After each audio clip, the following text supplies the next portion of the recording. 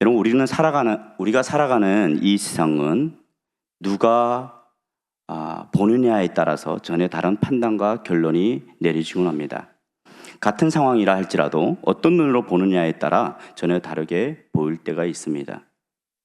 여러분, 오늘 본문은 우리가 너무 잘 알고 있는 익숙한 본문입니다. 그런데 본문에도 바로 그런 장면이 등장하는 것을 우리는 보게 됩니다. 예수님께서 예루살렘에 계시다가 갈릴리로 가시던 길에 사마리아에 있는 스가랴라는 동네에 이르셨습니다.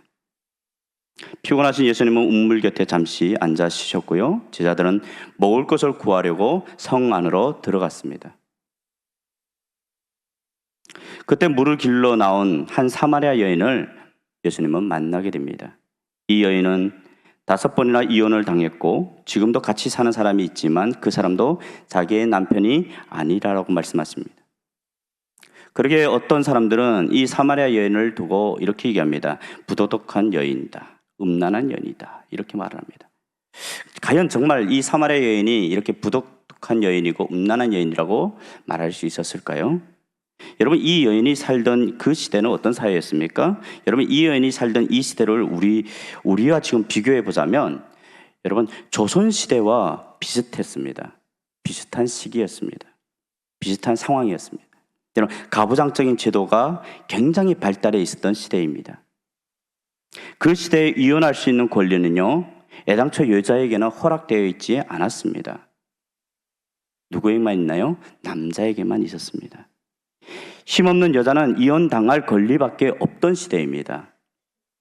여러분, 신명기 말씀을 보면 남자가 아내를 맞이했는데 아내에게서 수치스러운 일이 발견됐으면 이혼 증서를 써서 얼마든지 이혼할 수 있다라고 말씀하고 있습니다. 여러분, 완악한 사람들을 위해서 이런 법을 만들어 주셨습니다. 그런데 사람들은 더 완악해져서 이 수치되는 일에 대해서 적용하고 해석하기 시작하는데요. 어떻게 해석했냐? 아내가 다른 사람하고 간통했다? 이것은 당연히 수치스러운 일이기 때문에 이혼 사유가 됩니다.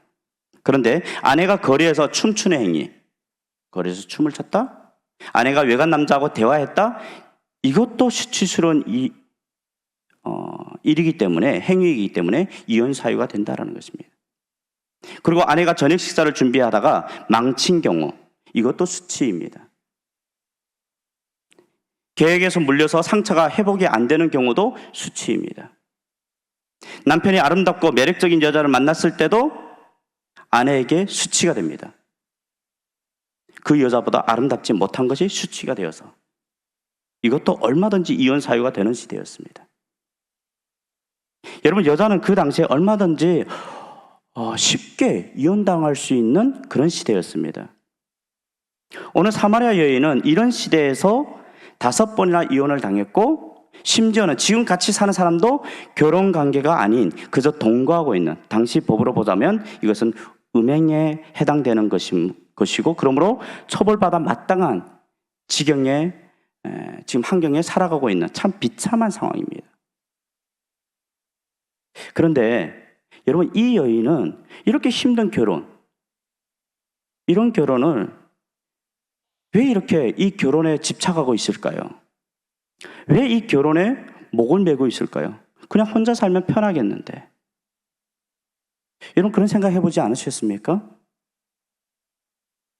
그렇지만 여러분, 그 생각은 지금의 우리가 살고 있는 이 상황에서의 생각이다라는 것입니다. 우리 생각입니다. 그 시대는 약자, 가장 가난한 사람, 가장 힘겨운 사람, 이 세 부류가 누구냐면 고아, 가부, 나그네입니다. 가부가 혼자의 몸으로 홀로 서서 살아간다는 것은 여러분 상상조차 할 수 없던 그런 시대라는 것입니다.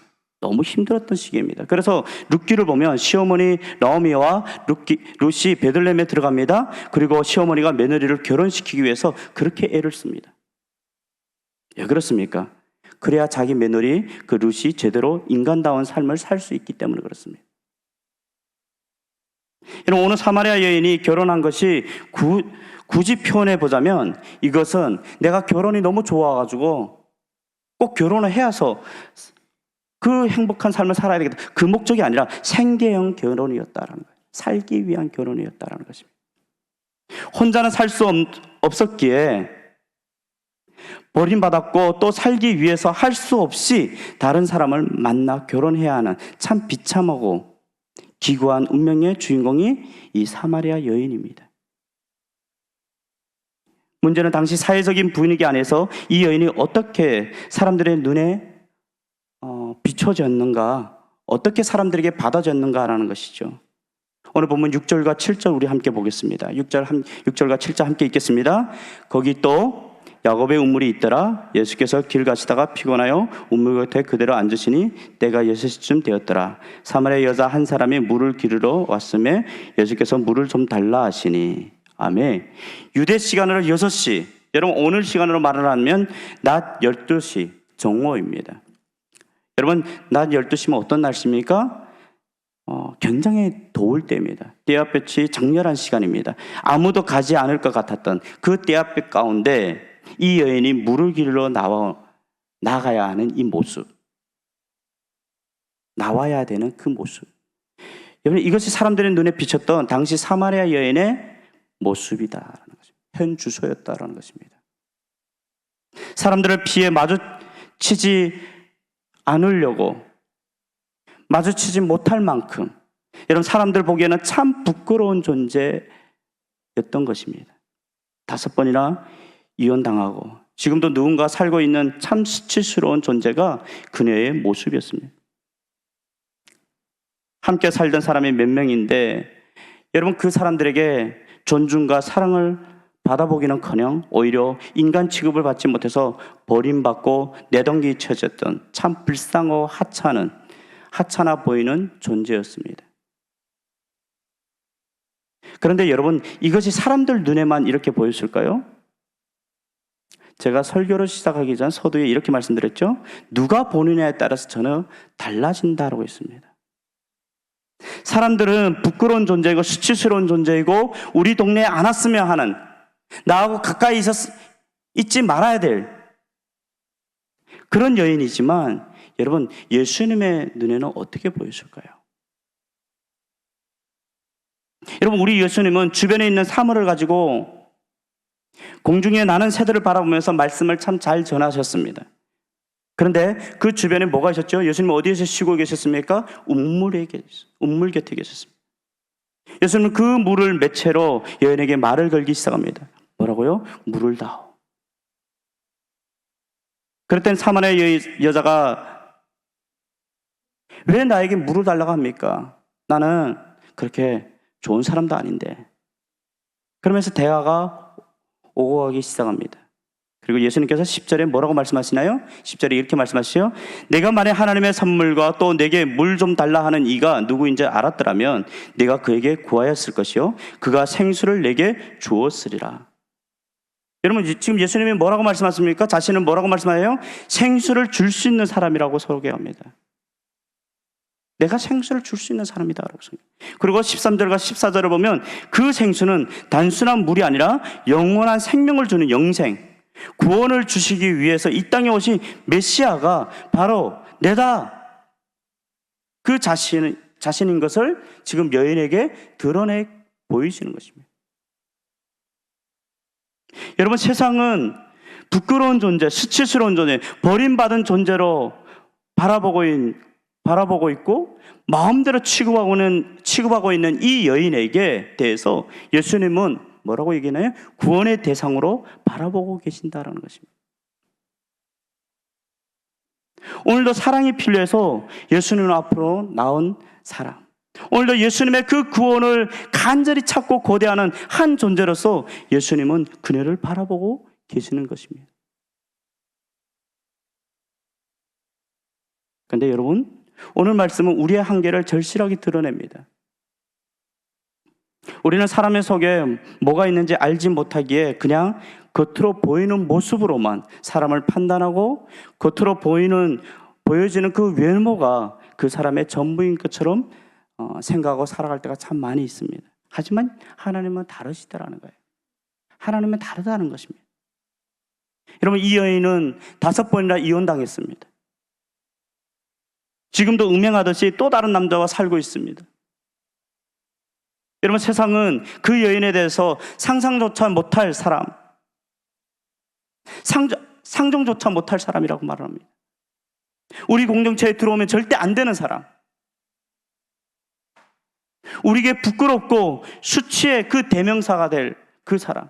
그렇기 때문에 우리와는 가까이 하면 안 돼 라고 이미 단정 짓고 멀리 하던 그 사람입니다. 근데 예수님은 달랐습니다. 그 중심을 보십니다. 내버리고 버림받고 내동이 쳐지고 찢기고 상한 마음을 예수님은 보고 계셨습니다. 남들의 시선을 피해서 한낮에 물을 뜨러 다니고 있지만 사실은 그 속에서 울고 있는 그녀의 마음의 중심을 예수님은 보고 계셨던 것입니다. 비록 그 환경에 삶을 살고 있지만 그녀는 찾고 있습니다. 오늘 나의 구원이 어디에 있을까? 오늘 나의 구원이 있을까? 언제 나를 구원하실 그 메시아가 오실까? 여러분, 오늘 본문 25절은 뭐라고 말씀합니까? 25절 함께 보겠습니다. 25절 보니까 이렇게 얘기하죠. 메시아 곧 그리스도라 하는 이가 오실 줄을 내가 아노니 그가 오시면 모든 것을 우리에게 알려주시리이다. 무슨 말입니까? 그분이 오실 거예요. 저는 그분을 기다립니다. 그분이 오셔서 나의 삶에 해답 주기를 기다리고 있습니다. 그는 예수 그리스도 메시아를 기다리는 여러분 여자였다라는 것입니다. 그래서 예수님은 뭐라고 얘기했습니까? 26절입니다. 우리 함께 같이 26절 읽을까요? 예수께서 이르시되 내가 말하는 내가 그라 하시니라. 내가 말하는 내가 그다 나라는 거예요. 예수님이 구원자 되심을, 메시아 되심을 그녀 앞에 지금 밝히 드러내고 계시는 것입니다. 우리는 하나님 앞에 나가는 것을 참 어렵게 느낄 때가 있습니다. 어렵게 느껴집니다. 완전하신 그 하나님 앞에서 그 하나님께서 우리에게 뭔가 대단한 걸 바라시고 기대하실 것 같은데 그 앞에서 우리는 너무 초라하고 너무 부족하기 때문에 어떻게 나가야 할까? 내가 어떻게 서지? 그래서 우리는 하나님 저 부족합니다. 이렇게 고백할 때가 참 많이 있습니다. 그런데요, 여러분 하나님은 과연 우리에게 그 대단한 것들을 요구하고 계실까요? 어떤 대단한 것을 요구하고 계실까요? 하나님은 진짜 그런 우리를 바라고 계실까요? 여러분 미가서 6장 6절에서 8절 말씀을 보면요 이렇게 말씀되어 있습니다. 천천의 수양과 만만의 양의 기름을 원하시는 주님이 아니라 오늘도 주님은 주여 나는 아닙니다. 내게는 구원이 없습니다라는 겸손한 마음으로 나는 약하지만 나는 부족하지만 나는 추하지만 나는 제 가운데 살고 있지만 그럼에도 주님께만 소망이 있기에 그 주님 앞에 나와서 주님을 바라봅니다 라고 고백하는 그 한 사람을 찾고 계신다라는 것입니다. 여러분 이런 눈으로 우리를 바라보고 계시는 분이 우리 예수님이십니다. 어떻습니까? 여러분 가족들 앞에서는 가장이기 때문에 약한 소리도 하나 못합니다. 아프다는 소리도 쉽게 내뱉지는 못합니다. 여러분 그런 가장이라 할지라도 하나님은 그 속에서 뭘 보십니까? 가장의 가슴 속에 있는 남몰래 울부짖고 있는 그 신음소리와 눈물을 하나님은 보고 계신다라는 것입니다. 믿음의 가정의 어머니이기 때문에 사람들 앞에서는 괜찮아요. 하나님께서 인도하실 거예요. 은혜이죠. 감사하죠. 그런 말을 입에 달고 사는 것처럼 보일지라도 하나님은 그 속에서 겨우 어느 하루를 참고 견디고 버티고 있는 그들의 연약함을 하나님은 보시고 위로하시기를 원하시는 것입니다. 우리는 아빠이고 엄마이고 믿는 집의 자녀이기 때문에 또 중직자이기 때문에 문제없는 척 괜찮은 척 살아가지만 하나님은 그 속에서 무엇을 보십니까? 내일 하루가 어떻게 될 줄을 몰라서 두려워 떨고 있는 그들의 두려움을 보시는 하나님이십니다. 주님은 주님을 찾는 간절한 그 간구를 들으시고 그들의 상한 마음을 보고 계신 여호와 하나님이 우리가 믿는 하나님이시다라는 것입니다. 여러분 진짜 모습은 누구에게 비친 모습이 진짜입니까? 여러분의 지금 모습, 누구에게 비친 모습이 진짜 모습입니까? 겉으로 보여지는 모습, 말끔한 모습, 강한 모습, 그것이 여러분의 진짜 모습입니까? 아니면 여러분의 진짜 모습은 무엇입니까? 여러분 오늘 기억하시기를 바랍니다. 하나님만 알고 계시고 하나님만 들을 수 있고 하나님만 품어주시고 하나님만이 우리를 구원하시기 위해서 이 땅에 오신 우리의 구원자 메시아 되심을 여러분 기억하시고 그 주님 앞에 나아가시기를 주님으로 축원합니다. 말씀을 맺기를 원합니다. 여러분 우물가에서 우연히 만난 예수님과 사마리아 여인의 이 만남을 통해서 한 여인의 삶이 확 바뀝니다. 그녀를 너무나도 잘 아시는 분을 그녀는 만났습니다. 그래서 28절을 보면 이제까지는 자기의 생계를 위해서 움켜쥐고 있던 물동이를 이제 필요 없다고 던져버립니다. 그리고 세상은 보지 못하는 내 진짜 모습, 나의 연약한 모습, 그것까지도 보시고 그것을 변하여 구원되게 만들어주시는 그분이 나의 그리스도의 되심을 이 여인은 발견하게 되는 것입니다. 지금까지는 사람들의 눈이 무서워서 마주치기도 힘들어했지만 여러분 예수님을 만난 후에 마을로 달려들어가 사람들에게 외치면서 내가 그리스도를 만났다, 내가 구원자를 만났다라고 말하자 그 소리를 듣고 그 구원자가 누구인지를 보기 위해서 오늘 30절 말씀에 보면 그 동네 사람들이 예수님께로 다 나오는 모습을 보게 됩니다. 여러분 이 여인은 뭘 하고 있습니까? 예수님을 증거하고 있는 것입니다. 예수님을 전도하고 있는 것입니다. 자기가 만난 예수님을 기뻐하고 자랑하고 증거하는 삶을 온전히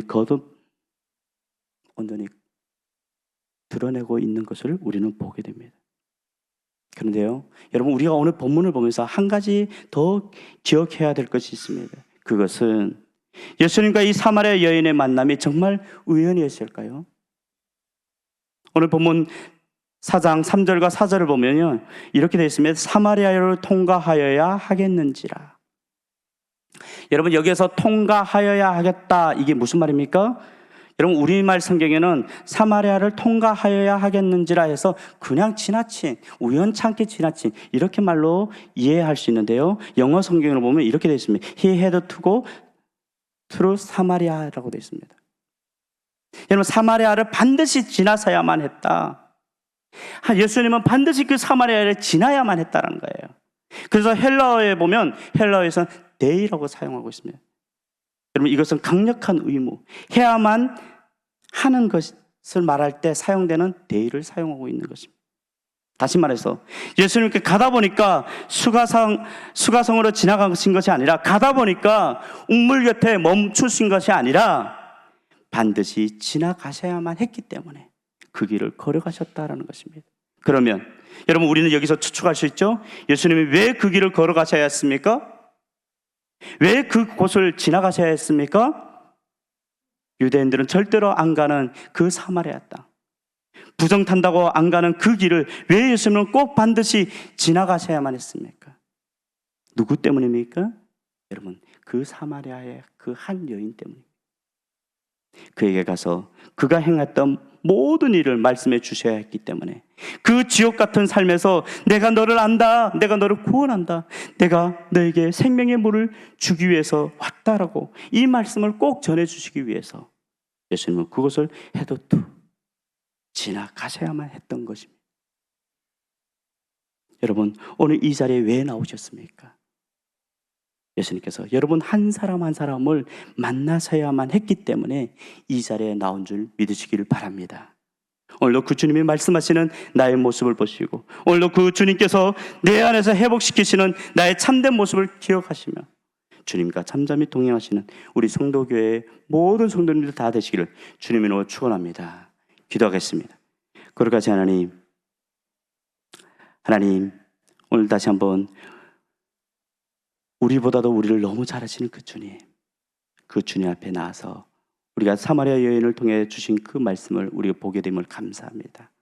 하나님 세상에 비춰진 그 모습이 아니라 하나님 주님께서 보시는 그 모습, 우리를 내가 너를 잘 안다, 내가 너를 위로하기를 원한다, 내가 너를 구원하기를 원한다고 말씀하신 그 주님 앞에 우리가 나아가서 그 주님의 백성답게 온전히 살아가는 하나님의 사람으로서 믿음으로 세워져 나가는 우리가 될 수 있도록 도와주시옵소서. 그렇게 되기를 소망하며 예수님의 이름으로 기도드리옵나이다.